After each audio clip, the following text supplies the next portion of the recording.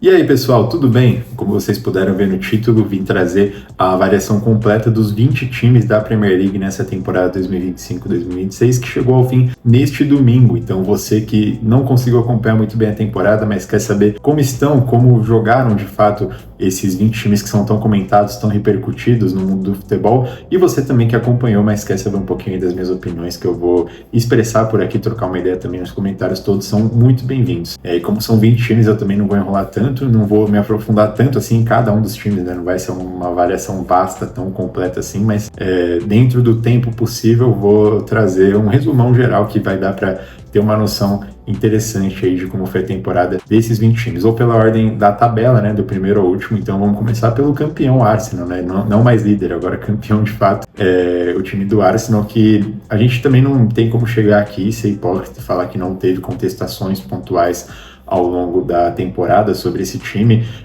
Por exemplo, muitas vezes a gente falou que o time poderia ser mais ousado, que o Arteta poderia jogar o time mais para frente, e isso poderia ter evitado alguns tropeços, porque a gente sabe da capacidade desse time, a gente sabe que o elenco é muito qualificado e tem muita qualidade técnica, né, à disposição, mas eu acho que essas críticas elas foram muito causadas pelo medo de um eventual tropeço, né, uma eventual entregada, por assim dizer, de mais um campeonato, também porque a gente sabia que aquilo não fazia tanto parte assim da característica do Arteta, mas talvez essas críticas por parte de muita gente tenha sido sim um pouco exagerada. Muita gente chegou a taxar como se o Arsenal não tivesse nada do ponto de vista criativo de ataque, não foi bem assim em nenhum momento, e no fim das contas o time acabou conseguindo, né, conquistar esse título. Então acho que esse tipo de crítica vai diminuir um pouco na próxima temporada, porque essa exigência de não entregar, né, o campeonato não vai ser mais feita, porque agora o Arsenal finalmente finalizou essa história, né? O Arteta conseguiu chegar lá, então mesmo que isso acabe até se tornando uma possível nova fórmula do trabalho do Arteta, às vezes ser um pouquinho mais modesto, um pouquinho menos ousado, por assim dizer, vai ser algo um pouquinho mais aceito. Então só isso que tem a dizer da temporada do Arsenal, no resto, na Premier League, né? Aqui onde a gente está focando a avaliação aqui, de resto tudo irretocável. Partindo agora para o Manchester City, vice-campeão, segundo colocado. Cara, eu diria que foi uma temporada que finalizou com saldo positivo. Por mais que não tenha conquistado o título e que o Guardiola saia, né, mais uma temporada aí sem troféus, eu acho que foi um passo a mais no processo de reformulação, principalmente se a gente comparar com a temporada anterior, né, a temporada passada, 24-25, que foi muito mais caótico, o time teve mais sequências de derrotas, o time teve mais problemas mesmo em campo, né, do ponto de vista tático, técnico, com deficiências no elenco, deficiências dentro de campo mesmo. Essa temporada foi um passo a mais, foi uma melhora, o time teve evolução, teve mais momentos positivos, né, na temporada, que a gente via de fato o City ganhando uma cara, ganhando uma identidade, revelou grandes jogadores também, como foi o caso do Cherki, né, que chegou como uma bomba, uma grande contratação,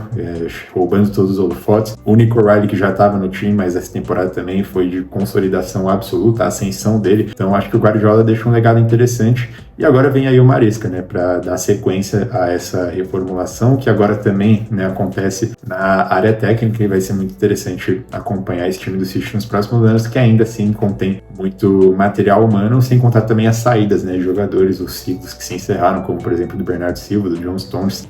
Então vamos ver os próximos capítulos aí, mas eu tô bem animado e bem otimista até pro time do Manchester City. Agora passando pro outro lado de Manchester, o Manchester United, né, teve uma das grandes histórias dessa temporada da Premier League, um time que mudou da água pro vinho, né, pelo menos em termos de resultados, mas também de desempenho, desde que o Ruben Amorim saiu e o Michael Carrick assumiu o comando da equipe. O Amorim de fato cometeu muitos vacilos, ele teve seus erros. Na época eu não fui necessariamente tão a favor assim da troca no comando técnico, mas pelo menos esses primeiros resultados e os primeiros efeitos também, né, para além dos resultados, como por exemplo principalmente o Bruno Fernandes, que foi o grande expoente dessa ascensão do time até a terceira posição, passou a render muito mais, né, com o Michael Carrick. Lembrando que com o Ruben Amorim ele jogava mais próximo ali na posição de segundo volante, e isso acabava limitando um pouco o impacto direto dele em assistências, tanto é que o Bruno Fernandes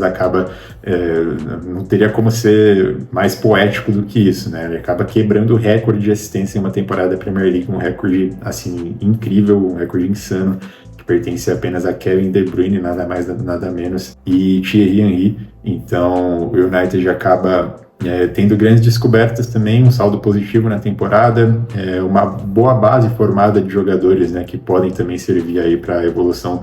do time e do trabalho do Carrick nos próximos anos, como o exemplo do Matheus Cunha, do Mbeumo, do goleiro Lammens também, que é muito pouco comentado, mas que fez sim uma grande temporada e evoluiu também, né, no decorrer dos jogos. O zagueiro Heaven também, que assim como o Lammens é pouquíssimo comentado. Então eu vejo essa temporada do United, apesar das turbulências, né, na reta final do trabalho do Amorim, com um saldo bastante positivo, muita coisa de onde tirar, inclusive de janela, né, que era uma coisa falada que o United se dava mal, fazia mal, cemitério de jogadores e fica aquela narrativa toda. Agora não, agora tem como eu falei, uma boa base formada no elenco. Quarto lugar, o Aston Villa. O Aston Villa fez uma temporada muito boa, que foi coroada, né, pela conquista da Europa League, mas falando do ponto de vista de Premier League, também foi uma temporada bastante positiva. Não tanto quanto pareceu ser em algum momento, né, quando o Villa ficou ali entre a segunda e terceira posição, não me lembro nem se chegou a assumir a liderança, acho que chegou. Aí depois acabou oscilando, talvez naturalmente também, né, conforme foi afunilando ali a Europa League, a competição internacional. O time acabou tropeçando bastante, tendo sequências aí que até perigaram, né, ou fizeram a Aston Villa perigar de ficar fora do G5, que daria vaga para Champions. No fim das contas, acabou conseguindo a vaga para Champions pela Europa League mesmo, né? Mas só para ter um parâmetro ali, o Aston Villa chegou a perigar assim, de ficar fora do G5, mas acabou sendo só um susto, acabou ficando em quarto lugar. E o saldo, apesar dessas oscilações, ainda é bastante positivo para um time que faz temporada atrás de temporada aí muito boas e que falta dar esse salto a mais, né, para quem sabe vir a brigar nas primeiras posições de fato, mas assim, o torcedor do Villa tá super satisfeito e também não tem o que reclamar desse trabalho do Unai Emery. Agora, o Liverpool é o primeiro que a gente vai falar mal aqui, né, por assim dizer, criticar de forma negativa, porque provavelmente foi a maior decepção, né, de todo esse campeonato da Premier League, se a gente comparar a expectativa e realidade, porque é um time que vinha como atual campeão, né, para defender o título em inglês e que vinha reforçado, né, vinha de uma janela que o próprio Liverpool não fazia uma janela desse nível de investimento há muitos anos, e os reforços simplesmente, a maioria deles não vingou, muitos deles sofreram com problemas de lesão, não só os reforços como também outras peças importantes do elenco. Teve problemas extra-campo, né, teve toda a questão do Salah ali entre dezembro e janeiro e até agora há pouco também, enfim, o Salah saiu soltando faísca para todo lado, com o Arne Slot, inclusive. Enfim, foi um caos completo, parece que nada deu certo. Quando parecia, às vezes, que ia engrenar, que o Liverpool fazia um ou outro jogo bom, acabava não indo para frente de fato. Conseguiu, no fim das contas, a vaga na Champions, né, pelo G5, ficando em quinto lugar, mas foi um passo atrás, né, talvez. Mas eu também não acho que seja motivo para desespero. Eu não acho que o time precisa, por exemplo, passar por uma reformulação completa, vai precisar contratar tanto quanto contratou na janela passada, porque naturalmente muitos reforços vão se adaptar, né, por estar na segunda temporada no futebol inglês. Alguns deles tinham vindo de fora, outros não, mas de qualquer forma nesse novo contexto, né, de competitividade estando no Liverpool é algo diferente, e o clube ainda pode ter como tirar algo do trabalho do Arne Slot, porque ele já se provou ser capaz na Premier League, por mais que a torcida do Liverpool esteja paciência zero com ele, e eu entendo completamente, ele deu muitos motivos para essa torcida perder a paciência, para ele mesmo perder os créditos, mas como ele vai se manter, de fato, eu não descartaria ele por completo, eu não duvidaria completamente que ele seja capaz de dar a volta por cima, agora com mais calma, agora sem o Salah no elenco, e não dizendo que o Salah atrapalhava, pelo amor de Deus, mas talvez isso acabe dando uma tranquilidade maior, né, para o Arne Slot,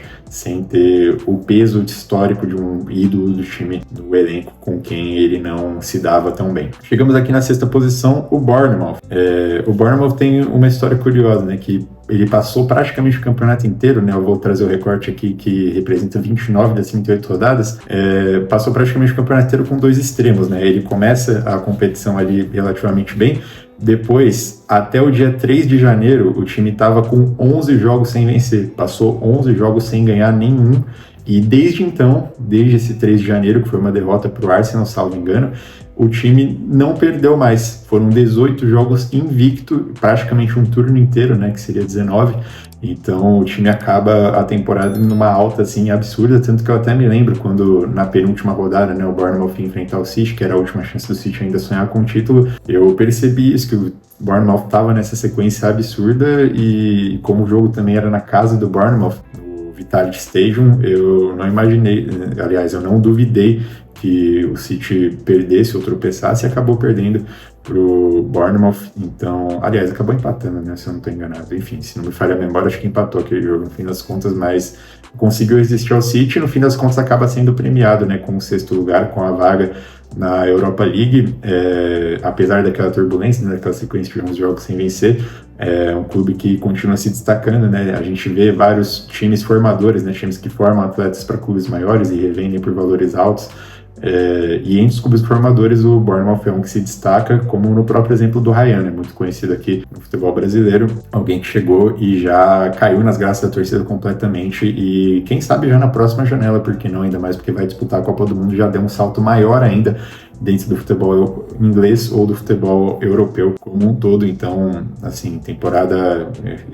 e resultado também, né, dessa posição irretocáveis para o time do Bournemouth, que fica em 6º lugar, merecidíssimo. Quem também tem um resultado irretocável e surpreendente é o time do Sunderland, um time que fez jus, né, de fato, na prática, dentro de campo, as grandes contratações, as grandes janelas que fez, né, desde que subiu para a Premier League, e é um time que daqui para frente tem tudo para se consolidar, né, na Premier. Um time que tem muita atenção mediaticamente falando, né, por toda aquela história da série, por aí vai, e que foi o primeiro, né, dos dois times nessa campanha que quebraram aquele paradigma, aquela sequência de ioiô, né, por assim dizer, aqueles times que sobem para a Premier League nas temporadas seguintes descem, porque a discrepância de investimento, de poderio financeiro de fato é muito grande, mas o Sunderland soube trabalhar muito bem,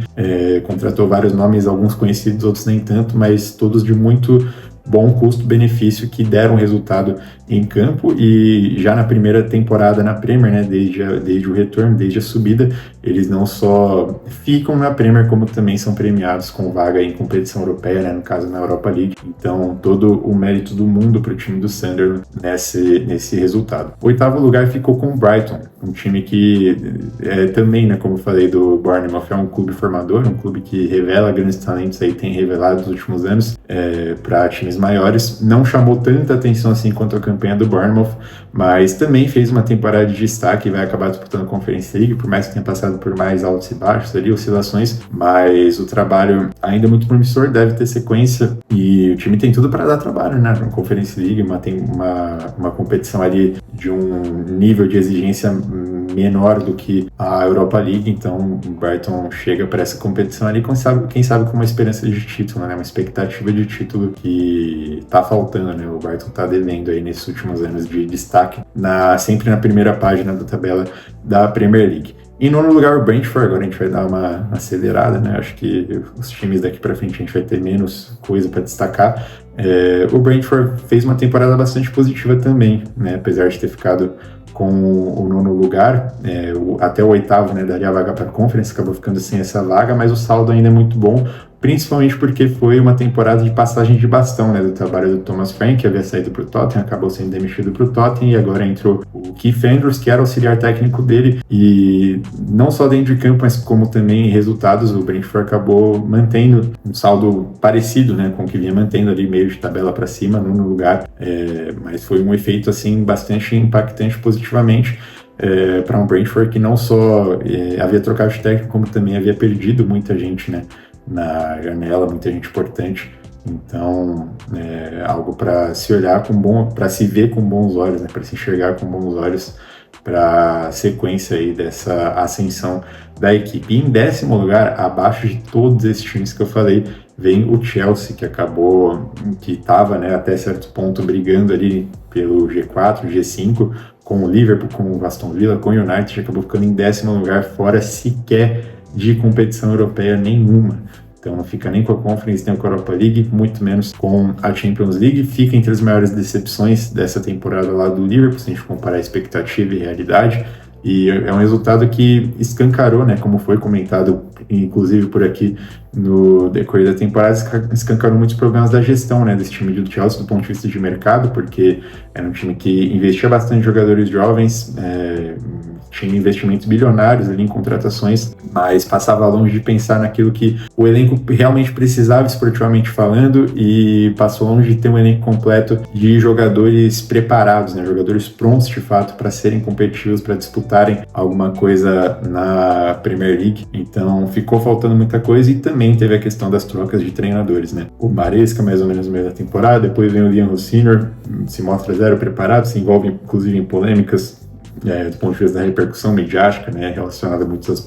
das posturas dele, da forma como ele trabalhava, se comunicava de um jeito muito peculiar mesmo, naquela vibe de coach, né, como muita gente definiu. Então o Chelsea, acho que não tem nada de onde tirar, tirando, claro, os jogadores de maior destaque, né, como por exemplo o caso do Caicedo, mas falta muita coisa no elenco, inclusive de rendimento individual, né? O Cole Palmer fez mais uma temporada abaixo, o Enzo Fernandes também teve polêmica extracampo, inclusive, né, aquela questão dele indicar que queria ir para o Real Madrid, depois ser punido pelo Senior, ficar uns jogos suspenso.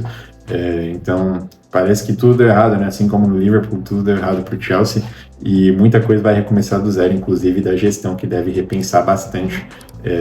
qual vai ser o método, né, das contratações e o que vai priorizar daqui para frente, né? Se vai ser a parte mercadológica, a parte financeira, ou se o elenco, né, que vai colocar nas mãos agora do Xabi Alonso, né, novo técnico dentro de campo, que já é parte desse recomeço do zero, inclusive do Chelsea. O anúncio do Xabi Alonso como técnico que vai poder se preparar, né, fazer uma pré-temporada completa aí para começar o próximo trabalho. Virando para a segunda página da tabela, 11º lugar, melhor dizendo, vem o Fulham. Mais uma temporada no meio de tabela, né? O time que desde que voltou para a Premier League na temporada 2022-2023 não passou muito disso, né? Sempre ficou ali do meio para baixo, 11º, teve uma temporada, salvo engano, e ficou em 13º até. Tem pontos positivos, né? É um time sólido em diversos aspectos, mas faltam dar um passo a mais, né? Chegar naquele patamar, por exemplo, que a gente comentou, né? Do Brighton, do Bournemouth, por mais que não sejam clubes da mesma característica, né? Mas competitivamente falando mesmo, faltou isso pro Fulham e mais essa temporada, né? Mas não que o Fulham esteja decepcionado com essa campanha, não é assim, mas só uma variação pautada, né, baseada até nos últimos anos que o time poderia dar esse passo a mais, como eu mesmo falei. Agora, um time que preocupa de fato, na minha visão pelo menos, é o Newcastle, né, um time que ficou bastante estagnado, né, já vem de alguns anos desse time que se tornou um time de maior investimento, né, que tinha como ambição competir entre os grandes clubes do futebol inglês por coisas grandes, por títulos, mas do ponto de vista de competitividade esportiva me parece um time que ficou estagnado, né, que não consegue manter boas temporadas regularmente no mesmo nível. Fez uma primeira temporada lá atrás, há 3 ou 4 anos, muito boa, espetacular, né, quando se classificou pela primeira vez na Champions, mas não consegue manter aquele alto nível sempre, inclusive não conseguiu grandes participações na Champions, né, parou nas oitavas contra o Barcelona nessa temporada, e talvez a presença, né, nas competições europeias justamente atrapalhe um pouco essa sequência, né, positiva, essa sequência que o time consiga estar bem na Premier, estar bem na Champions e por aí vai, por conta do volume de jogos, claro. E é de se repensar também a direção dos investimentos, né? Porque é um time que investe bastante, mas a gente não vê tanto assim, tantos craques assim em campo, tantos jogadores que chamem de fato a responsabilidade, que se provem como jogadores regulares para levar esse time, né, para um próximo passo, para uma prateleira acima dentro do futebol inglês. Agora, passando para a 13ª posição, a gente vai falar do Everton. O Everton que acabou ficando justamente, como eu falei, em 13º lugar, mas é uma posição que engana, na minha opinião, porque foi uma temporada que o Everton passou muito tempo sonhando com competições europeias, mas finalizou com 7 jogos sem vencer, né, uma sequência muito negativa aí na reta final, e já chegou na última rodada sem brigar por nada, né? Tanto que faz o jogo contra o Tottenham, mas acaba não competindo muito, e o Tottenham acaba não tendo tantas dificuldades assim para escapar do rebaixamento, mas foi um time que passou muito tempo na primeira página da tabela e acabou tendo essa queda brusca, mas isso não anula, eu acho, o fato do trabalho do David Moyes, né, estar sendo bom, ter sido bom em mais essa temporada, mas tem alguns pontos para melhorar, principalmente acho que os mais comentados são dos centroavantes, né? O Beto e o Barry são centroavantes limitados, vistos como aqueles centroavantes sem muito refino, muito recurso técnico, que de certa forma até combina com o modelo de jogo do David Moyes em algum grau, mas pode ter gente melhor, né, que contribua mais, que consiga agregar o que esses caras já agregam e também serem mais decisivos, né, conseguirem converter mais gols. O número de gols em si nem foi tão baixo, né, mas a gente vê muitos momentos ali, tecnicamente falando, que eles deixam a desejar e poderiam contribuir muito mais e quem sabe entregar uma posição melhor, né, para o Everton no fim das contas. Agora partindo para o Leeds United, ficou em 14º, mas foi uma temporada bem positiva, porque é um time que, mais um, né, dos times que vem da segunda divisão, vem da Championship, e é outro representante, assim como foi o Sunderland lá em cima, que acaba com esse paradigma de times ioiô, times que sempre que subiam para a Premier League caíam de volta para a Championship por conta da discrepância financeira, principalmente. O time ficou em 14º, né, ficou ali perto da zona de rebaixamento relativamente, mas na minha interpretação, pelo menos, não houve aquela sensação real de um risco de queda, porque desde o começo da temporada o time tirou bom proveito dos mandos de campo no Elland Road, que se tornou uma fortaleza e ajudou muito, né, o time do Leeds a quebrar esse paradigma de ioiô, tanto que chega ali, né, nas 2-3 rodadas finais ali também sem correr risco de queda, muito por conta disso, de um trabalho bastante sólido do Daniel Farke. E quem sabe, né, pense em dar um próximo passo para continuar se mantendo e sonhando até mais alto nas próximas temporadas de Premier League, né? Porque quando você fica de uma temporada para outra, você acaba tendo uma estabilidade financeira principalmente maior. E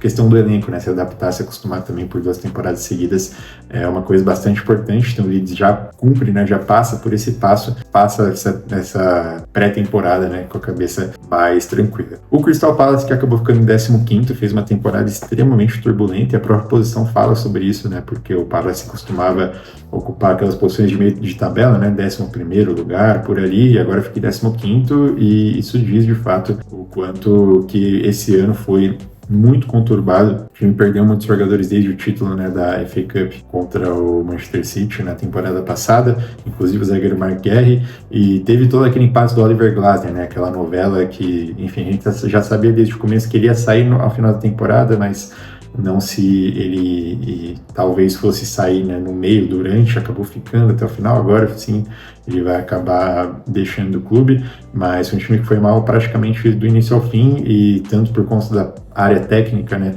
quanto também dentro de campo, vai passar por uma reformulação aí do zero, vai ter que trazer bastante reforço para repor todas as saídas e tudo que esse time perdeu, né, daquilo que havia acumulado, construído no decorrer dos últimos anos. O Nottingham Forest ficou em 16º, 2 posições acima, né, no 18º, que foi quem caiu, mas é um cenário até relativamente parecido com o do Leeds. Correu um pouquinho mais de risco, sim, principalmente pelos primeiros jogos da temporada, né, as primeiras rodadas foram bastante preocupantes, mas não houve, na minha interpretação, pelo menos, aquele risco tão grande de queda, tão iminente, principalmente chegando às finais, porque o time melhorou bastante desde a chegada do técnico Vitor Pereira, né, esse técnico do Wolverhampton, do Corinthians, inclusive, no futebol brasileiro, do Flamengo também, enfim, por aí vai. Os resultados melhoraram bastante, principalmente no segundo turno, né, do segundo turno para cá, então o Forest acaba permanecendo na Premier League. E assim como o Leeds, né, por mais que não seja o mesmo caso, né, a gente está subindo a segunda divisão, pode sonhar com gols mais altos, até porque tem um elenco mais qualificado e tem toda aquela questão de investimentos, já disputou temporadas anteriores, inclusive dentro da Premier League,